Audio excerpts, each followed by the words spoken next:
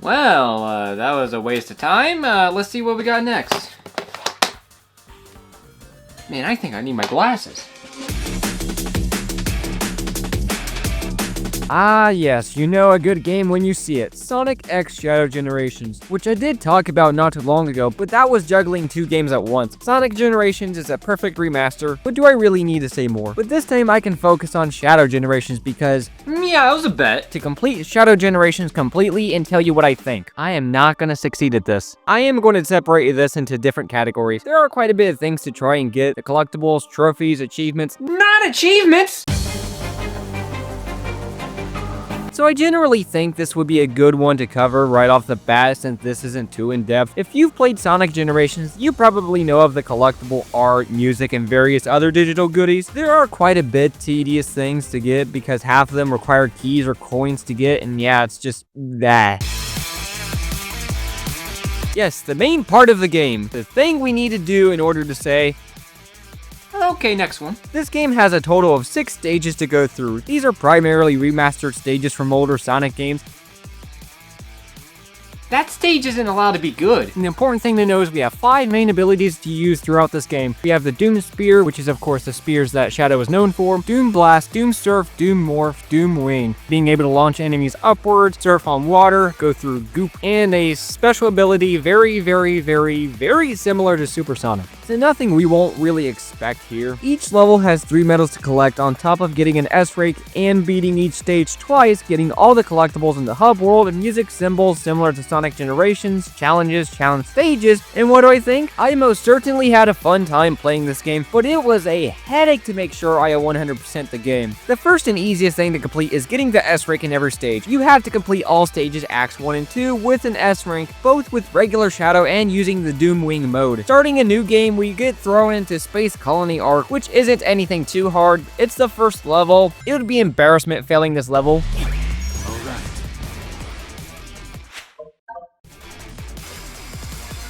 Okay, that wasn't me that time. This stage is incredibly fun. Sure, some of the cutscene moments do get old when replaying these moments back to back, but overall it's fun. The way I went about it is, if I messed up anything for a perfect run, no matter if it did hurt or not, I restarted the level anyways, because why not? So yeah, it was totally normal for me to take 2 hours to beat a level. Rail Canyon was decent.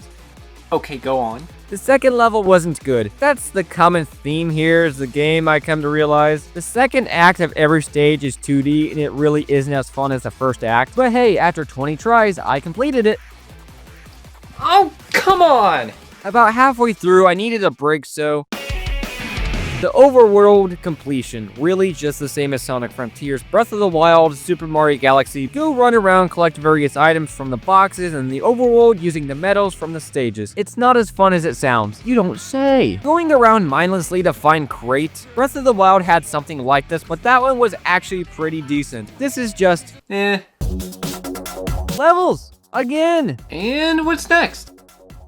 No, not again! This is actually really good. Whatever thing or whatever issue the original had, it's gone now. I see a lot of effort put into this level to make it good. But overall, this is fixed to where it's fun. Sure, the original game had issues outside of the level design, but who cares? It's good now. Sunset Heights from Sonic Forces makes an appearance here. Why? Shadow isn't anyway here for us, so how does this make sense? Space Colony Arc from a Sonic Adventure 2 or Rail Canyon from Sonic Heroes, Kingdom Valley from Sonic 06 makes sense. I forgot he was DLC. It really shouldn't be here, but it does offer some variety even though I wouldn't consider DLC as a core part of the game. But hey, it's okay, it still reminds me too much of the original. And Chaos Island is next. What game is that from? Oh yeah, that's right. Why? Sonic Frontiers of all games. Who thought of this? This would be the last game I would pick for Shadow the Hedgehog, a Sonic game where he does not show up at all in that. I understand this is an anniversary game celebrating the history of Sonic, kinda, but there are so many other choices for Shadow in games he was in. Sonic Battle, all 3 Sonic Riders games, Sonic Rivals 1 and 2, Sonic and the Black Knight, Sonic Racing games. Sure, these were all spin-offs, but if we're counting DLC as an official spot in the timeline, who said this was a bad idea? Well, I mean, yeah, it depends. It's not including the many other choices for levels from the games that were already included, but they just had to pick the game he was never in. It's fine, not my favorite, but it's still good. And now the final, yes, the final stage is is Sonic Adventure 2's Radical Highway is the last stage. I thought this would have been the first stage, similar to how Green Hill Zone was the first stage in the Sonic generations, because that's the first game he showed up in. Nothing exclusively from Shadow the Hedgehog. And also, there are so many choices from You Don't Count of Sonic Adventure 2 to choose from. And not to mention, some of the levels were actually hard at times. And yeah, part of it was the way I would play the level, no matter how small of a mistake I'd done and made myself restart. You see why it wasn't really the best idea? Yeah, I give up on this one. The more I go in, the more I come out confused. Yeah, I got nothing else. Let's move on to the next one.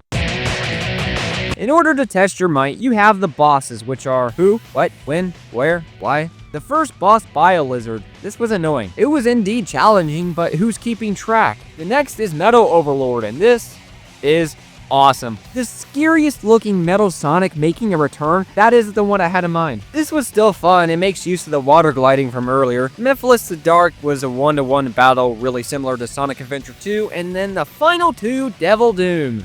I was expecting more. This one has you flying with the Doom Wings and your special power that seems like it replaced Super Shadow. It would have been really cool for you to use all 7 Chaos Emeralds to turn into a super form, but Sonic needs it. Like, really needs it. There is a Doom mode which makes every boss similar to the hard mode from Sonic Generations, but now makes it special. Ooh. This just makes it slightly harder with the lack of rings to keep you alive. And thank God the time got extended for the S rank. It wasn't fun. Either the rule I had in place for missing the tiniest button placement made me restart it, or just absolutely being an idiot and dying in the game just made it so much of a frustration I couldn't stand it. And yeah, that was the entire game. 1, 2, 3. And so overall, it was really fun. It's just that, ooh, I don't want to go through that again. Really nothing wrong with it. It's just that 100%ing a game can be tedious and challenging.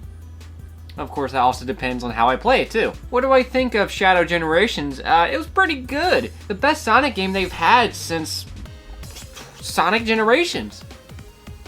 Oh, it's on here, too!